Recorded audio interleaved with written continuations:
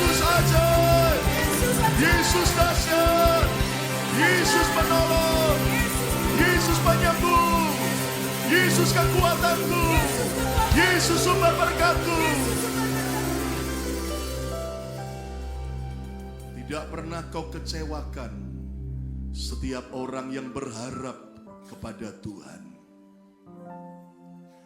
Karena tangan-Mu lah yang bekerja, berperang ganti setiap kami. Seringkali kami meragukan, takut. Apakah benar Tuhan menolong kami? Ampuni Tuhan. Ternyata pertolongan Tuhan tidak pernah terlambat. Bahwa kami Tuhan mencapai kedewasaan lebih lagi. Kami tahu Tuhan bahwa Engkau mau agar kami terus bertumbuh dan terus bertumbuh. Menjelang kedatangan-Mu yang kedua kali, biar tidak ada seorang pun yang terus tinggal kanak-kanak. Engkau yang berkata, barang siapa yang Kau kasihi, ia Kau tegur dan Kau hajar. Dan pendidikan-Mu Tuhan, itu baik bagi kami. Seperti Daud yang berkata, bahwa kesesakan itu baik bagi jiwaku. Supaya aku belajar ketetapan-ketetapan Tuhan. Kalaupun ada di antara kami yang sedang alami pergumulan demi pergumulan, kami mau tetap belajar berkata, itu baik bagi kami. Supaya kami belajar ketetapan-ketetapan Tuhan. Didik dan terus dewasakan kami. Supaya kami jadi kuat saat kami lemah. Engkau yang memberikan kekuatan. Terus kami berakar, bertumbuh dewasa. Tidak tergoncangkan oleh apapun.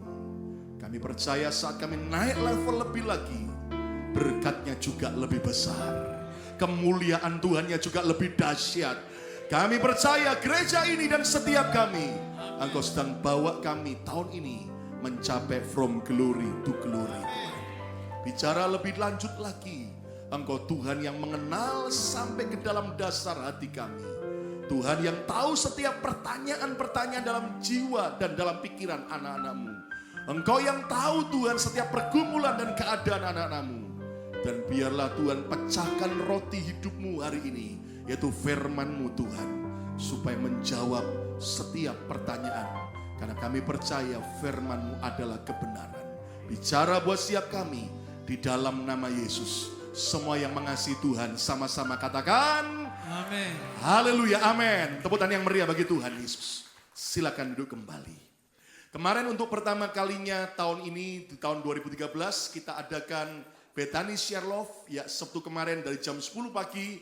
Dan sudah sebelum jam 10, begitu banyak orang sudah antri. Dan ternyata begitu banyak pakaian, makanan, hotdog, dan pretzel, dan juga soft drink, dan semua habis ludes dalam tempo singkat, saudaraku. Saya percaya apa yang kita kerjakan untuk komunitas kita tidak akan pernah sia-sia. Dan nanti tanggal 1 Juni, Sabtu pertama bulan depan, kita akan adakan kembali. Dan saya percaya setiap saudara ambil bagian yang luar biasa.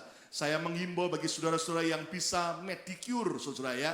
Karena kemarin kekurangan orang yang antri banyak untuk kukunya. Saya mau turun tangan, saya agak malu, saudara ya kan. Ya, menurut saya mungkin saya potong kukunya iblis saja, saudara ya. Jangan kukunya wanita lain, saudara ya. Nah, saudara-saudara, itu sebabnya bagi yang bisa motong rambut, yang bisa pedicure, saudara, nanti Anda bisa ikut ambil bagian, memberkati. Dan Pak, nggak dapat tips apa-apa Pak. Percayalah, upah kita dari surga. Tepuk tangan yang meriah untuk kemuliaan nama Tuhan. Amin.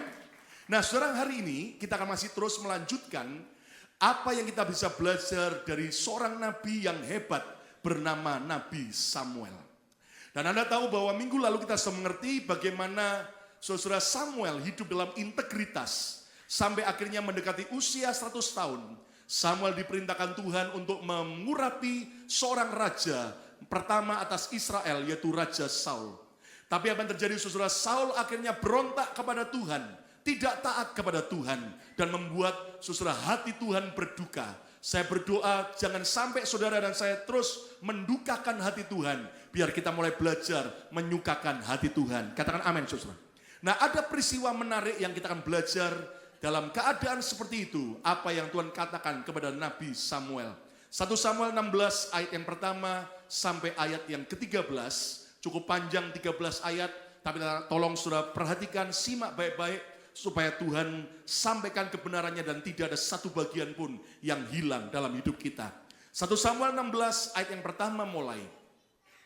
Berfirmanlah Tuhan kepada Samuel, berapa lama lagi engkau berduka cita? Dalam terjemahan lain susah, dalam keadaan tertekan gitu. Karena Saul yang berontak kepada Tuhan. Bukankah ia telah kutolak sebagai raja atas Israel? Isilah tabung tandukmu dengan minyak dan pergilah, kata Tuhan kepada Samuel. Aku mengutus engkau kepada Isai orang Betlehem itu.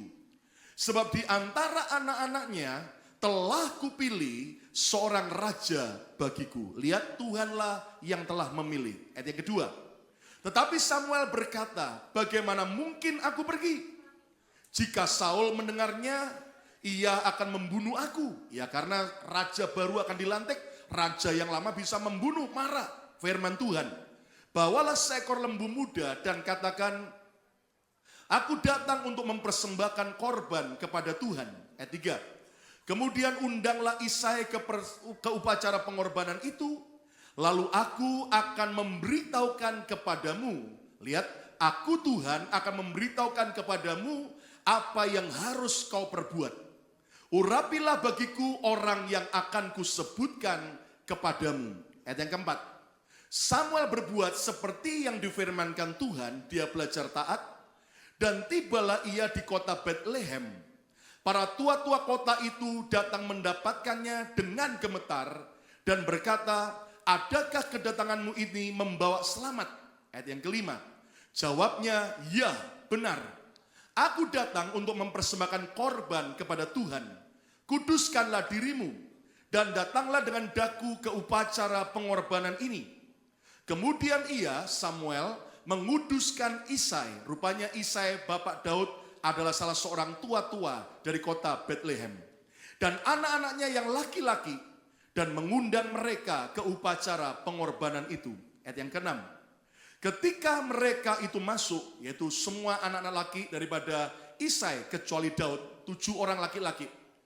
Dan Samuel melihat Eliab, anak tertua, anak sulung daripada Isai, jadi kakak tertua daripada Daud, melihat Eliab, lalu pikir Samuel, sungguh di hadapan Tuhan, sekarang berdiri yang diurapinya, sungguh di hadapan Tuhan, sesuatu yang sangat yakin dalam hati dan pikiran Samuel, bahwa Eliab dipilih Tuhan. Ayat yang ke-7, tetapi berfirmanlah Tuhan kepada Samuel, jangan pandang parasnya atau perawakannya yang tinggi, sebab aku telah menolaknya. Tidak hanya tidak dipilih, tapi Eliab anak sulung telah ditolak. Apa itu penyebabnya? Satu saat mungkin kita akan belajar tentang itu. Tapi tidak sekarang. Bukan yang dilihat manusia, kata Tuhan, yang dilihat Allah. Manusia melihat apa yang di depan mata, tetapi Tuhan melihat hati. Kata bersama saya, Tuhan melihat hati. 2, 3. Lebih keras, Tuhan melihat hati. 2, 3. Ayat 8 saya baca. Lalu Isai memanggil Abinadab, anak yang kedua, dan menyuruhnya lewat di depan Samuel. Tetapi Samuel berkata, orang ini pun tidak dipilih Tuhan. Ayat yang ke-9. Kemudian Isai menyuruh Syama, anak yang ketiga, lewat. Tetapi Samuel berkata, orang ini pun tidak dipilih Tuhan. Ayat 10. Demikianlah Isai menyuruh ke-7 anaknya lewat di depan Samuel. Tetapi Samuel berkata kepada Isai, semuanya ini tidak dipilih Tuhan. Ayat 11. Lalu Samuel berkata kepada Isai, inikah anakmu semuanya?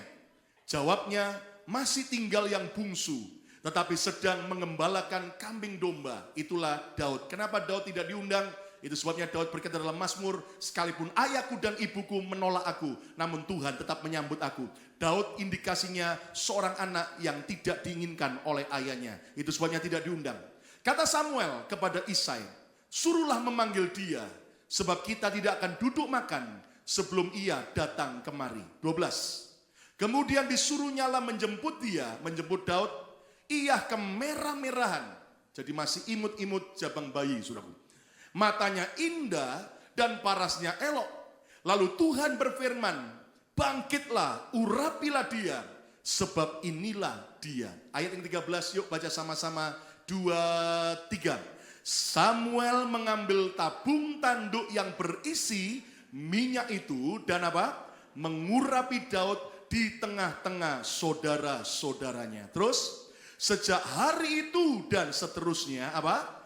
Berkuasalah roh Tuhan atau roh kudus atas Daud. Itu sebabnya satu saat kita akan buat pengurapan, saudara lihat.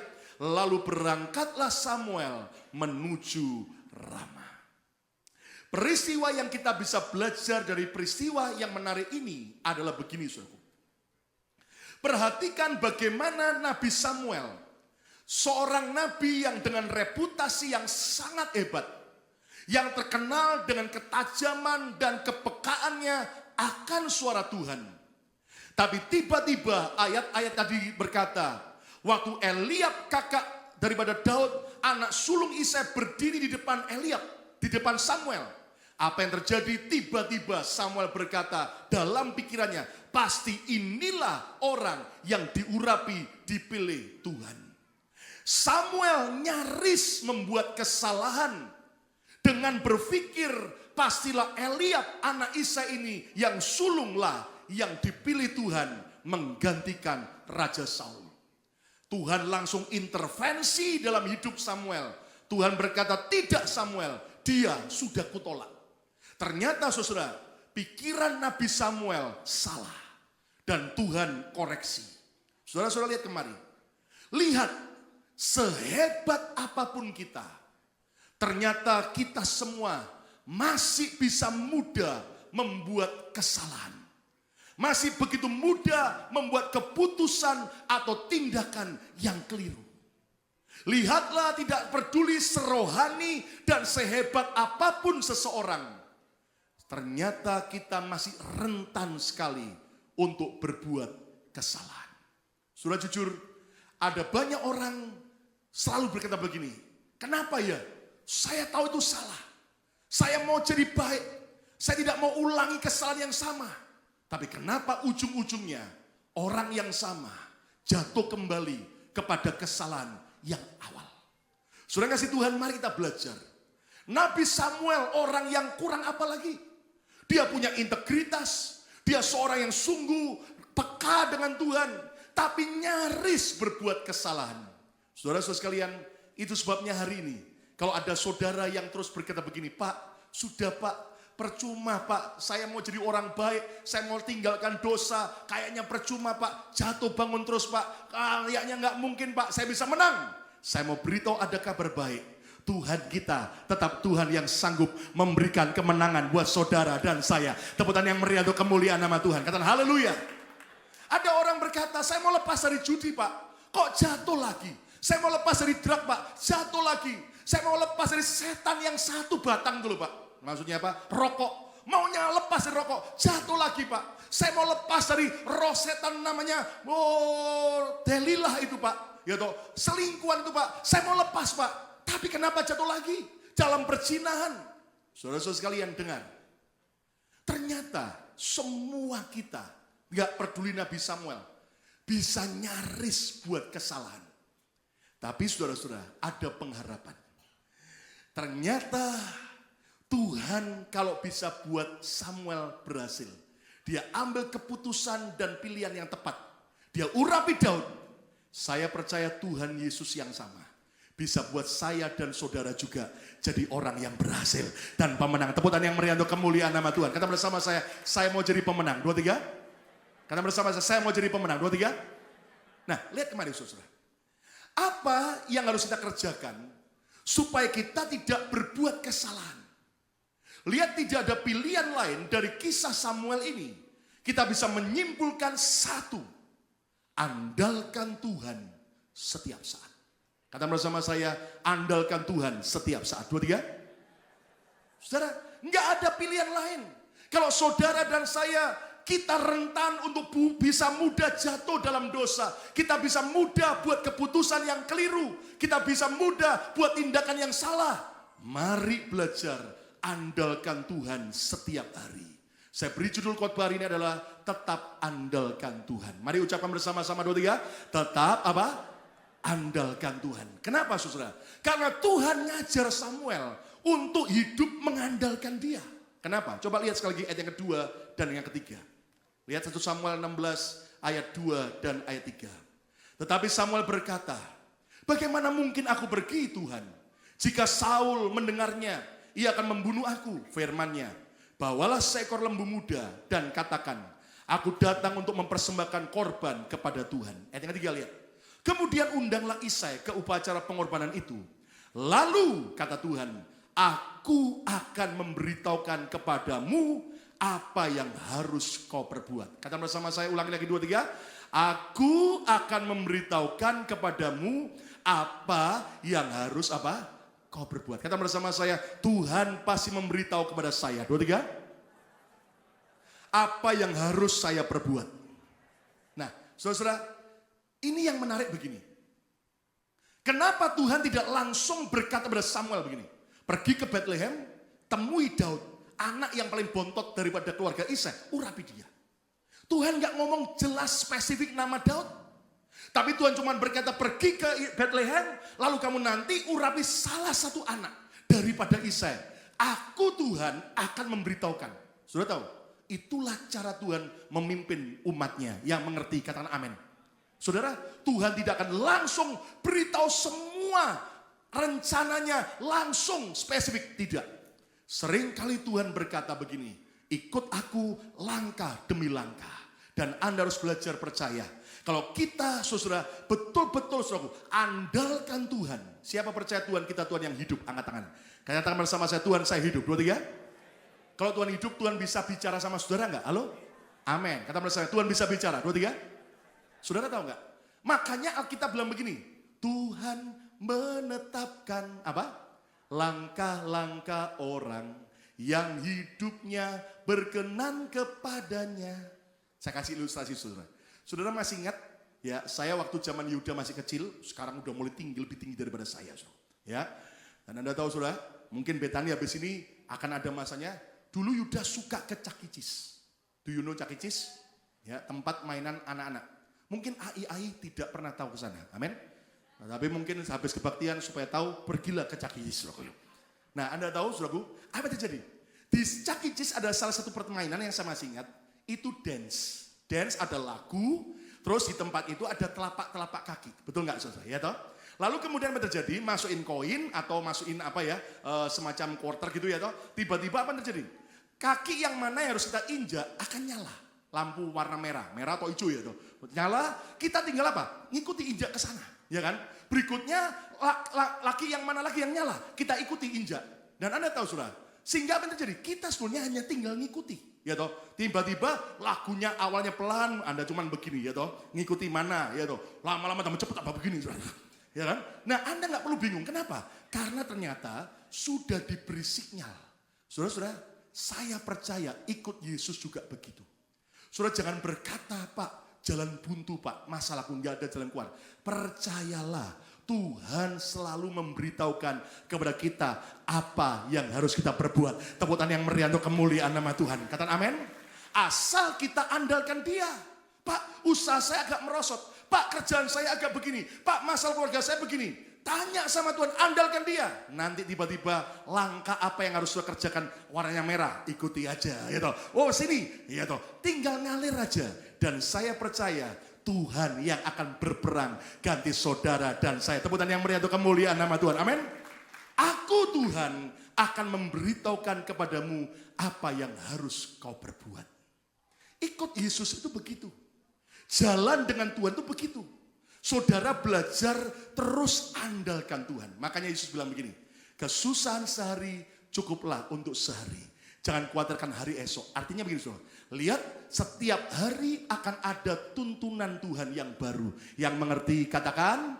Yang mengerti katakan. Nah sekarang saudaraku. Apa yang membuat Samuel ini nyaris berbuat kesalahan? Jujur ya ada banyak orang stres. Kenapa ya saya kok bodoh banget buat kesalahan itu. Kenapa ya saya selalu ambil keputusan yang keliru. Lihat ada banyak orang hidup dalam penyesalan. Nah kita belajar yuk. Dari Samuel ini, kenapa Samuel nyaris berbuat kesalahan? Ada 3 rahasia yang kita belajar untuk hidup kita, supaya saudara dan saya tidak terus berbuat kesalahan yang sama. Yang pertama adalah karena emosi dan perasaan Samuel sedang tidak stabil. Kenapa Samuel nyaris berbuat kesalahan? Karena emosi dan perasaan Samuel sedang tidak stabil. Buktinya mana, Pak? Coba kita lihat 1 Samuel 16 ayat pertama sampai ayat yang kedua. Berfirmanlah Tuhan kepada Samuel. Tuhan tegur Samuel. Samuel, berapa lama lagi engkau berduka cita? Engkau tertekan, engkau susah, engkau terpukul. Berapa lama lagi engkau berduka cita? Karena Saul. Karena Saul tidak taat. Kamu terus berduka cita. Bukankah ia telah kutolak sebagai raja atas Israel? Tuhan berkata pada Samuel, isilah tabung tandukmu, bla bla bla, pergi ke Bethlehem. Let it go, biarkan itu berlalu. Lihat ayat kedua, Samuel masih bilang gini, tetapi Samuel berkata, bagaimana mungkin aku pergi? Jika Saul mendengarnya, ia akan membunuh aku. Saudara, Saul ini saudaraku, Samuel, emosi dan perasaannya sedang tidak stabil. Nah gini saudara, kenapa seringkali kita buat kesalahan? Kenapa kita seringkali buat keputusan yang keliru? Karena emosi dan perasaan kita sedang tidak stabil. Saudara, ini bahaya. Perasaan dan emosi Samuel waktu itu sedang sedih, sedang kecewa, sedang jengkel kepada Raja Saul.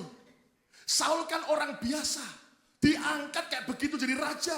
Saudara coba bisa bayangin, ada nggak kira-kira sekarang saudaraku di dunia ini tanpa kampanye, ya toh? Tanpa harus lewat pemilu, tiba-tiba langsung boom dari rakyat biasa jadi raja, jadi presiden. Nggak ada kan? Saul ini saudara diangkat kayak begitu, tapi tetap berontak sama Tuhan. Nah Samuel ini emosinya, perasaannya sedang kecewa, jengkel, dan bahkan perasaan Samuel sedang takut jika nanti dibunuh oleh Raja Saul. Saudara jujur, seringkali kita buat kesalahan karena kita hanyut dengan perasaan dan emosi kita. Saudara, saya mau tanya, sebetulnya anak-anak Tuhan, kita ini dikuasai oleh perasaan dan emosi kita, atau kita yang harus menguasai emosi dan perasaan kita? Halo, yang mana? Halo, yang mana? Halo? Kita yang harus menguasai pikiran dan perasaan. Kata bersama saya harus tundukkan perasaan saya. 2, 3. Kata bersama saya harus tundukkan pikiran saya. 2, 3. Sudah lihat kemarin? Ada orang bilang begini, Pak gak bisa Pak. Saya udah terlalu jengkel sama dia Pak. Saya udah terlalu nek sama dia Pak. Gak mungkin Pak. Gak mungkin saya bisa berdamai dengan dia. Mau tak kerawuk dia Pak. Saudara-saudara sekalian, jujur, perasaan seperti itu kalau kau ikuti bahaya besar. Kita akan buat kesalahan, keputusan yang keliru. Ada seorang istri sudah tidak tahan lagi dengan suaminya. Sudah tukang pukul, bukan karena dia seorang bodyguard, saudara, tapi memang tukang ringan tangan. Dan suaminya juga sudah tukang pukul, pelit lagi, tidur ngorok lagi, ngeces lagi, ngentutan lagi, hidup lagi, saudara. Dia udah gak tahan, dia bilang sama pendeta, pendeta saya mau cerai. Lalu kemudian pendeta sabar Bu, apakah ibu sudah menumpuk bara api di atas kepala suami? Ya, maksudnya itu di Roma 12 ayat yang ke-12 itu kan ada berbuat balaslah kejahatan dengan kebaikan. Itu sama seperti engkau menumpuk bara api di atas kepalanya. Nah istri ini dengan emosi, tanpa tanya artinya apa? Pendeta, saya menumpuk bara api di atas kepala suami, belum pernah. Tapi kalau menumpahkan kopi panas di atas kepala suami, sering pendeta. Dan ini kan repot, saudara. Cuman ngikuti emosi perasaan. Gini ya, lihat. Ada orang itu tipenya, karakternya cuek bebek. Anda tahu, dia nggak peduli dengan perasaannya. Tapi ada orang itu yang mudinya luar biasa. Mut-mutan, artinya apa? Itu feelingnya. Kalau lagi feelingnya enak, bahagia. Kalau lagi bad mood, sedih, susah. Saudara, pepatah Cina kuno bilang begini, dengar. Kita tidak bisa melarang burung terbang di atas kepala kita. Tapi kita bisa melarang burung hinggap di atas kepala, bahkan bersarang dan bertelur. Saudara, Kita memang tidak bisa menghindari kadang-kadang ada perasaan tidak enak. Ada pikiran tidak enak. Tapi jangan izinkan terus menguasai hidup saudara. Yang setuju katakan amin. Ada yang bilang gini, Pak, nggak bisa Pak. Saya selalu ikuti perasaan saya. Waduh, kesel Pak, kesel. Gitu. Orang kalau cuma ngikuti perasaannya, percayalah dia akan jadi orang, jadi makanan empuknya iblis. Kenapa? Contoh, pagi-pagi mau ke gereja, perasaannya malas ke gereja. Kalau sudah ikuti perasaanmu, engkau akan jauh dari Tuhan. Tapi yang benar adalah Alkitab berkata dalam 1 Petrus bilang begini, kesudahan segala sesuatu sudah dekat. Karena itu kuasailah dirimu. Kata bersama saya, kuasailah diriku. 2, 3. Dan jadilah tenang supaya kamu dapat berdoa. Saudara lihat, kita harus tundukkan. Nggak bisa Pak, perasaan saya lagi nggak enak. Saya nggak bisa nyanyi, saya nggak bisa memuji Tuhan, saya nggak bisa konsentrasi. Salah. Kita yang diberi kuasa Tuhan untuk salibkan dan tundukkan pikiran dan perasaan kita. Tepukan yang meriah untuk kemuliaan nama Tuhan. Amin. Ibarat apa? Kayak lampu ini. Lampu ini bisa nyala atau mati. Bukan karena lampu ini yang mau nyala atau mau mati. Tapi karena siapa yang megang kendali. Kalau saya berkata kepada yang megang kendali lampu di belakang, tolong matikan. Mati beneran, saudara. Tolong nyalakan. Nyala, saudara. Ini bukan sulap. Nah, lihat kemana? Artinya begini, saudara. Saudara, engkau jangan bilang begini. Pak, nggak bisa, Pak, pikiran saya begini. Saudaralah yang diberi Tuhan kuasa untuk menguasai pikiran dan perasaan kita. Sehingga engkau tidak hanyut, tapi engkau jadi pemenang bersama dengan Tuhan. Tepukan yang meriah untuk kemuliaan Tuhan. Amin. Ada seorang pria, seorang bapak, bawa anaknya umur 7 tahun ke supermarket. Laki-laki anaknya, nakalnya luar biasa. Setiap kali dia buat nakal, ini bapak teriak, sabar Joni. Sabar Joni. Selalu begitu. Diperhatikan oleh banyak orang-orang di supermarket. Sampai tiba-tiba bapak ini sudah masuk ke tempat untuk kasir dia bayar. Tiba-tiba pegawai supermarket berkata, Pak, saya kagum dengan bapak. Bapak terus peringatkan anak bapak walaupun nakal. Sabar Joni, sabar Joni. Bapak itu luar biasa. Lalu bapak ini berkata, Bu, sorry. Joni itu bukan nama anak saya. Loh, nah Joni nama siapa? Nama saya. Jadi kalau dia teriak, sabar Joni, itu bukan untuk orang lain, tapi untuk dirinya sendiri. Tepukan yang meriah untuk kemuliaan nama Tuhan. Amin. Kata bersama saya harus kuasai pikiran saya. 2, 3. Saya harus kuasai perasaan saya. 2, 3. Kata bersama saya harus kuasai semua emosi saya. 2, 3. Lihat, kalau kita sering kali dalam emosi, dalam perasaan yang tidak stabil, keputusan-keputusan yang salah yang kita buat. Yang kedua, apa yang membuat Samuel nyaris berbuat kesalahan?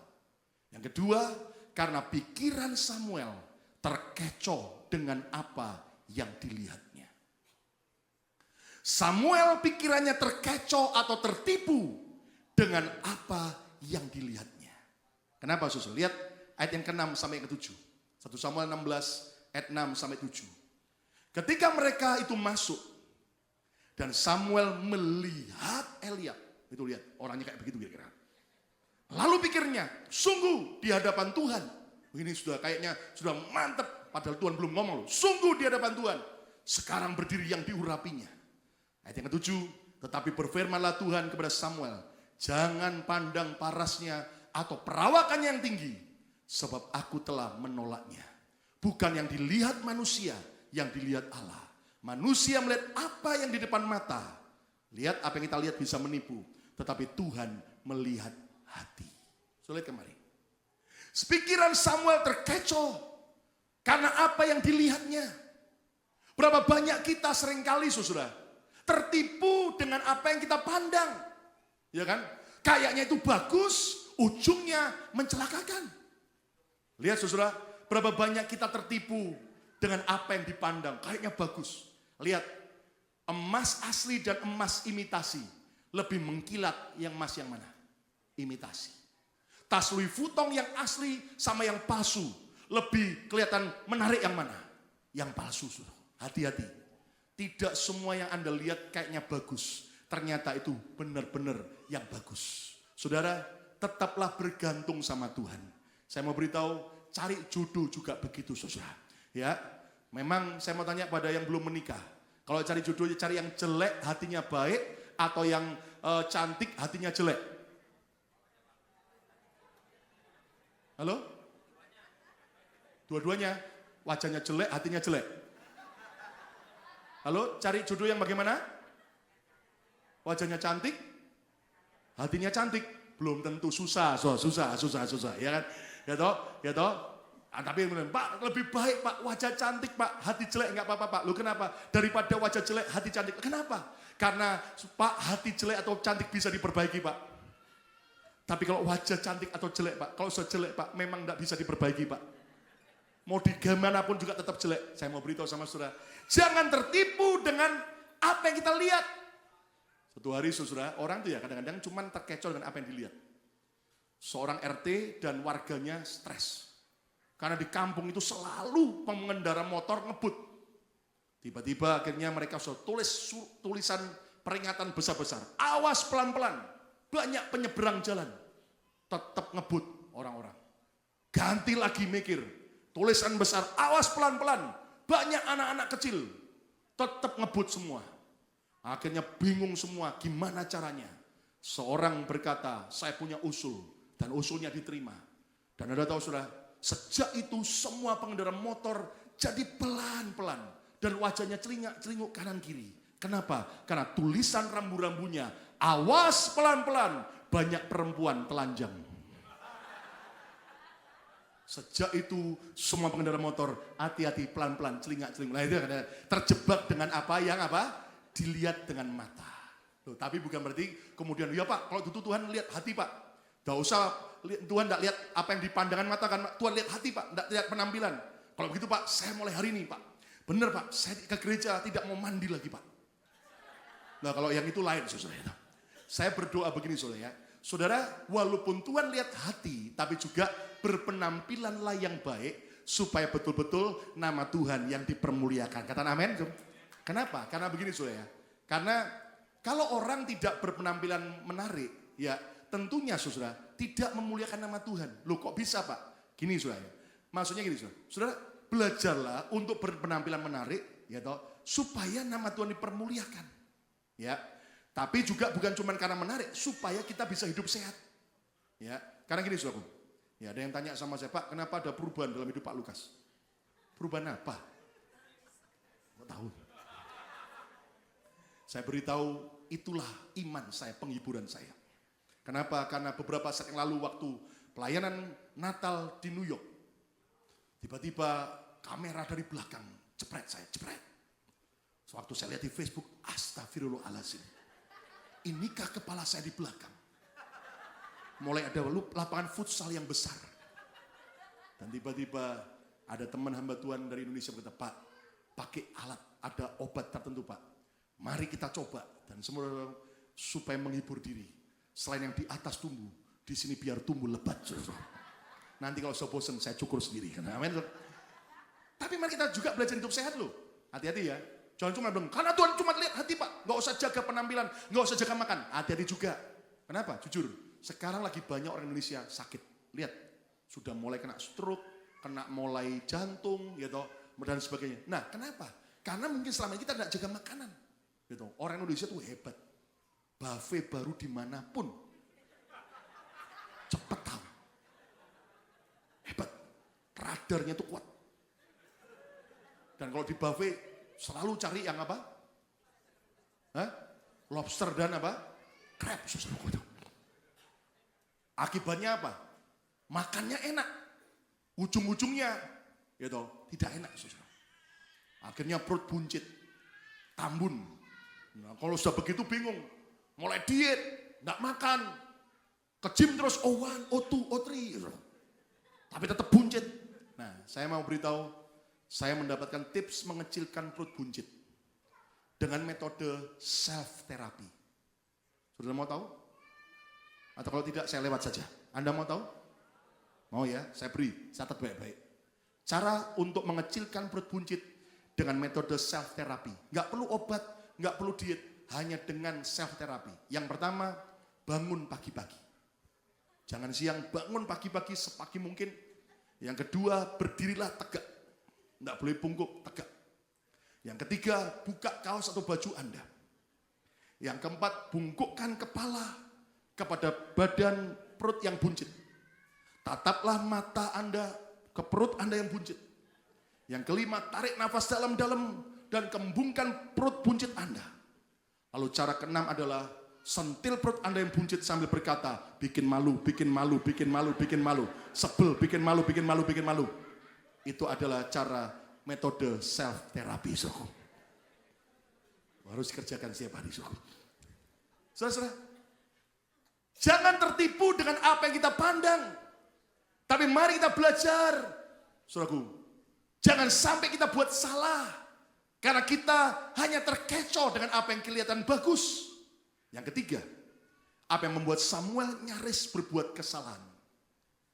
Karena cara pandang Samuel berbeda dengan cara pandang Tuhan. Saudara tahu ini bicara perspektif. Kenapa? Lihat 1 Samuel 16 ayat yang ke-7. Dikatakan begini, bagian terakhir. Bukan yang dilihat manusia, yang dilihat Allah. Manusia melihat apa yang di depan mata, tetapi Tuhan melihat hati. Kata bersama saya, Tuhan melihat hati. 2, 3. Lihat, cara pandang kita, perspektif kita dalam menghadapi hidup ini dengan cara pandang Tuhan berbeda. Kita seringkali pandang masalah kita dengan cara pandang kita sendiri. Kita anggap masalah kita gede kayak raksasa. Kita kayak belalang yang kecil. Padahal kalau Tuhan memandang masalah kita, percayalah masalah kita kecil kayak belalang. Tuhan akan buat kita besar seperti raksasa. Tepuk tangan yang meriah untuk kemuliaan nama Tuhan. Amin. Lihat, berapa banyak orang yang enggak mungkin Pak, enggak mungkin, enggak mungkin. Loh, kenapa? Enggak bisa. Enggak mungkin, terlalu berat masalahku. Saya mau beritahu, kalau saudara seperti itu, berarti engkau pakai perspektifmu sendiri. Dan engkau seringkali akan berujung seperti 10 pengintai Israel yang akhirnya dibinasakan Tuhan. Karena tidak mempercayai Tuhan. Belajar minta sama Tuhan. Perspektif Tuhan. Cara pandang Tuhan. Ngadepin apapun juga minta. Tuhan bahwa aku lihat seperti cara Tuhan melihat. Dan percayalah hidup saudara akan berkemenangan. Tepuk tangan yang meriah untuk kemuliaan nama Tuhan. Amin. Saudara, satu hari ada seorang anak Tuhan lagi baca Alkitab tentang kisah hidup Ayub. Tiba-tiba lagi dia baca Ayub yang kaya raya, takut akan Tuhan, hidup saleh. Satu hari mendadak miskin, melarat. 10 anaknya mati. Dan Anda tahu bahkan dia kena penyakit. Sampai istrinya pun berkata, kutuki Tuhan dan matilah engkau. Ketika ini anak Tuhan baca kisah hidup Ayub, tiba-tiba Tuhan datang sama dia dan mengajak berdiskusi. Tuhan tanya begini, menurut kamu, apakah yang aku perbuat dalam hidup Ayub itu adil? Adilkah aku dalam hidup Ayub? Lalu anak Tuhan ini dengan jujur berkata, Tuhan kalau boleh jujur ya Tuhan ya, engkau tidak adil. Hah? Tuhan ngomong, kamu berani berkata aku tidak adil? Aku kan maha adil. Apa yang aku perbuat dalam hidup Ayub, itu bukti keadilanku. Walaupun dia sendiri tidak punya kesalahan, kata Tuhan. Lalu ini orang Kristen protes. Nah, justru itu Tuhan, engkau tidak adil. Apa dong dosanya Ayub? Apa dong kesalahannya Ayub? Sehingga engkau mengizinkan semua penderitaan yang buruk itu Ayub alami. Dosanya apa dong? Tuhan berkata, ini bukan masalah dosa. Tapi karena Ayub belum diuji dan belum teruji. Loh, belum diuji maksudmu apa Tuhan? Lalu Tuhan ngajar gini. Nah, seandainya seperti seorang penjual gelas. Kalau dia jual sebuah gelas anti pecah. Dan tiba-tiba ada seorang calon pembeli datang. Dan ini penjual berkata, ini gelas anti pecah, belilah. Maka penjual itu ditanya oleh pembelinya, mana buktinya? Maka Tuhan tanya, apa yang harus dikerjakan oleh penjual ini? Harus diapakan? Banting.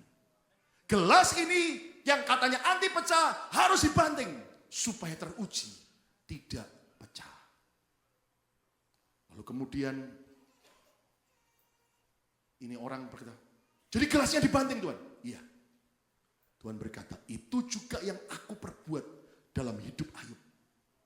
Aku banting Ayub agar iblis bisa lihat dan membuktikan bahwa apa yang aku katakan kepada iblis tentang Ayub itu benar.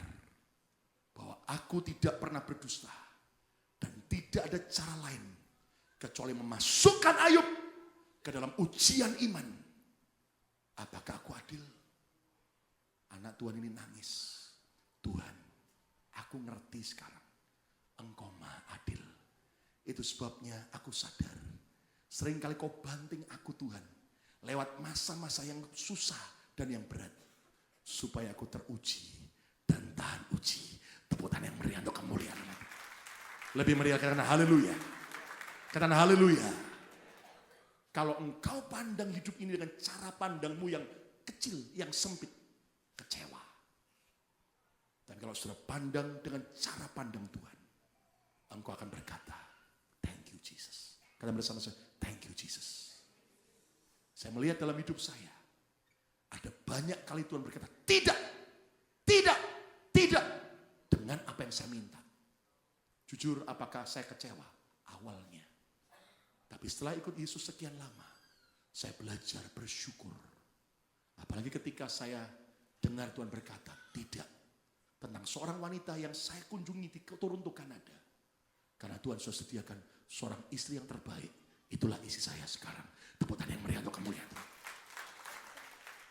Saya bersyukur ketika Tuhan berkata, tidak. Ketika saya dan istri berdoa untuk anak kami yang kedua. Tuhan beri supaya anaknya tetap hidup. Tetap gugur. Anak ketiga, Tuhan beri kehidupan, tetap gugur. Tapi Anda tahu, kalau Tuhan berkata tidak, bukan karena dia kejam. Belajar lihat dari kacamata pandang Tuhan. Tuhan akhirnya beri anak yang keempat. Yang lahir, Betani. Seorang anak yang luar biasa. Saya bilang sama istri gini, coba ya anak kedua kita lahir. Kita mungkin stop, tidak akan ada lahir Betani. Kadang-kadang kita tidak mengerti apa maksud Tuhan.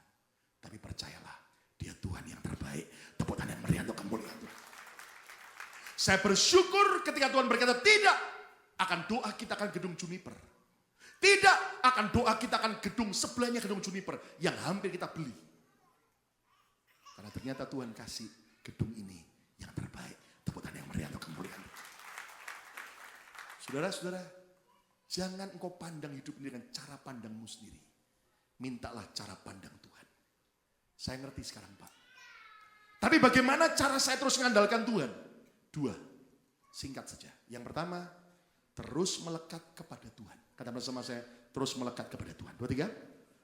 Keep on sticking with God. Terus nempel sama Tuhan. Anda tahu gini ya. Yesus bilang gini, akulah pokok anggur, kamulah ranting-rantingnya. Bagaimana ranting ini bisa berbuah? Apa yang akan dia usahakan? Enggak ada. Cuma nempel sama pokoknya. Begitu dia terkoneksi nempel, sari-sari makanan akan dia terima. Dan otomatis ranting ini akan berbuah. Itulah arti hidup dalam anugerah. Setuju? Katakan amin. Itulah arti hidup dalam kasih karunia. Setuju dan amin. Saudara-saudara, cuma nempel sama Tuhan. Melekat sama Tuhan. Nanti lihat tiba-tiba boom. Mujizat demi mujizat terjadi dalam hidup saudara dan saya. Tepuk tangan yang meriah untuk kemuliaan Tuhan. Amin. Dan saya jujur, kita nih seringkali kayak anak bungsu. Apa?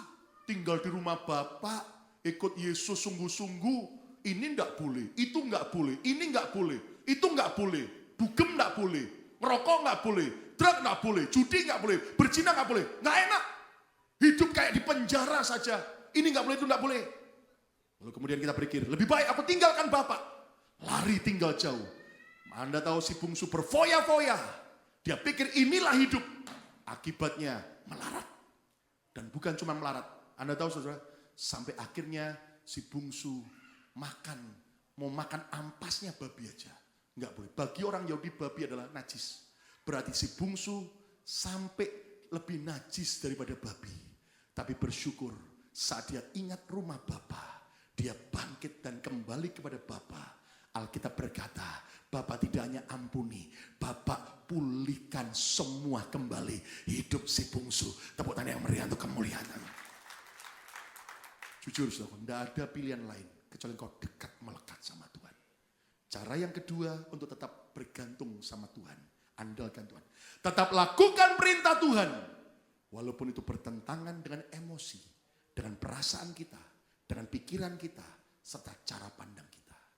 Kalaupun itu perasaanmu ngomong tidak enak, tapi kalau itu kehendak Tuhan, seret, paksa dirimu untuk terus ikut berjalan dalam kehendak Tuhan. Saya berkali-kali alami itu. Atau saya seret semua emosi saya, perasaan saya yang tidak mau mengerjakan apa perintah Tuhan. Saya harus tetap kerjakan. Saya lihat ternyata Tuhan tidak pernah kecewakan kita. Tepuk tangan yang meriah untuk kemuliaan nama Tuhan. Amin, saudaraku. Kata bersama saya, amin. Saudara, nggak ada pilihan lain. Belajar taat. Kalau Anda baca, gini. Nanti Anda baca di Alkitab ya, nggak sempat kita baca semua. Samuel kan memang takut. Lah kalau sampai Raja Saul dengar aku milih raja baru, Daud, nanti kan aku dibunuh. Ketakutan Samuel apakah pernah terjadi? Betul-betul terjadi. Baca. Satu saat Daud dan Samuel yang sudah tua di kota Nayot. Kata bersama saya Nayot, 2, 3. Saul tahu Samuel sudah milih ngurapi Daud. Kurang ajar, aku bunuh. Bukan cuma Daud, Samuel sekalian. Dia suruh tentaranya maju. Baca di Alkitab. Anda tahu seolah-olah ikut Tuhan, taat sama Tuhan memang ada resikonya. Bisa diancam, betul. Tapi Anda tahu Tuhan akan bela. Baca di Alkitab. Tiba-tiba tentara Saul datang mendekati Samuel dan Daud di kota Nayot. Tiba-tiba para anak buahnya Samuel, para nabi disuruh maju, cuman enggak bawa senjata. Cuman apa? Kepenuhan Roh Kudus, bahasa roh. Ya, Anda tahu tiba-tiba semua tentara Saul langsung jatuh, blek, kepenuhan Roh Kudus semua. Saul kaget diberitahu, kirim pasukan yang kedua, kayak begitu lagi. Kirim ketiga, kayak begitu lagi. Lihat tangan Tuhan yang membela. Terakhir Saul sendiri yang maju. Dia maju dengan kekuatan untuk bunuh Samuel dan bunuh Daud. Anda tahu, baca Alkitab, tiba-tiba. Anda ngerti saudaraku? Saul sendiri belum nyampe ke Samuel, jatuh blek sampai telanjang memalukan, kepenuhan Roh Kudus. Tidak sadar. Anda tahu, sampai akhirnya Samuel dan Daud dibela oleh Tuhan secara ajaib. Siapa mau dibela oleh Tuhan? Saudara, belajarlah, andalkan Tuhan. Tepuk tangan yang meriah untuk kemuliaan Tuhan. Amin. Saya mau saksikan pada setiap saudara sebuah klip. Seekor anak beruang. Dia pikir hidup ini adalah senang-senang. Apa dekat sama induk nggak enak. Jauh aja, main-main sendiri. Menjauh dari induknya. Dan apa yang terjadi? Bahaya mengancam. Nah, kita saksikan. Anak beruang ini gambaran hidup kita. Dan apa yang terjadi kalau kita jauh dan tidak andalkan Tuhan lagi. Tayangkan, silakan.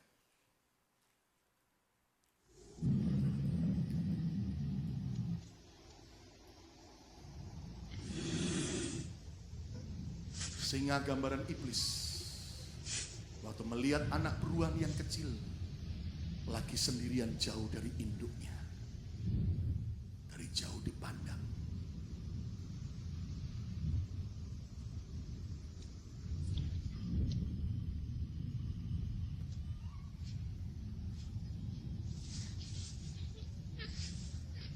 Lihat si anak beruang main-main. Dia pikir hidup ini yang penting happy-happy. Padahal bahaya sedang mengancam.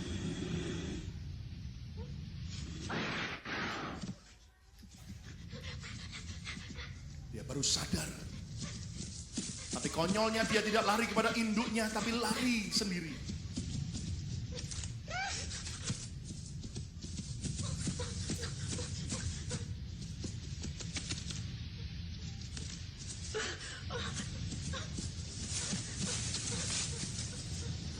Dia buat keputusan yang salah.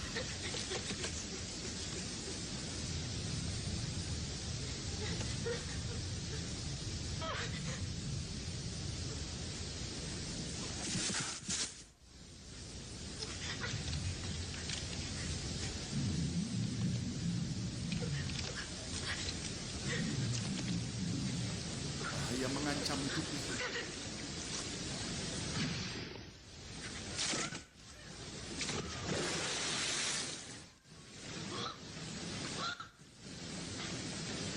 Apakah bahaya itu sudah lalu? Ternyata tidak.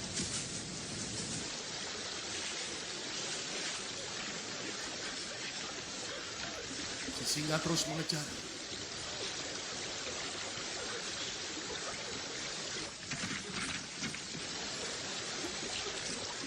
Dia berusaha lari menjauh. Tapi ternyata tidak lagi ada jalan lain.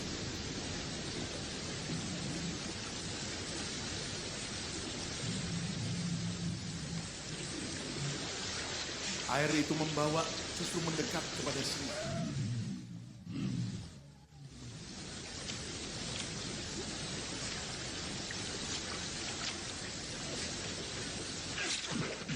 Dia mencoba lari.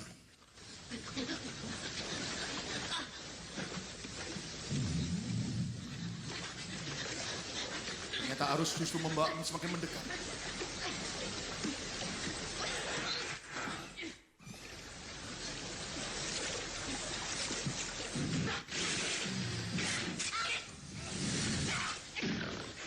Bahaya mengancam. Tapi dia teriak.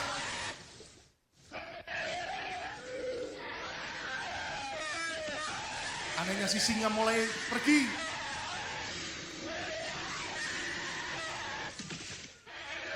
Bukan karena takut pada dia.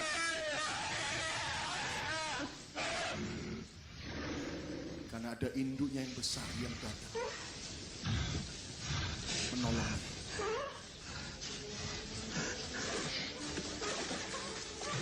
Si anak sadar, dia mendekat kepada induknya. Induknya membalut luka-lukanya. Gambaran kita harus dekat dengan Tuhan. Tepukan yang meriah untuk kemuliaan Tuhan. Mari datang pada Tuhan. Jangan ikuti emosi dan perasaan kita yang tidak stabil. Jangan ikuti pikiran yang mengecoh dengan apa yang kita lihat.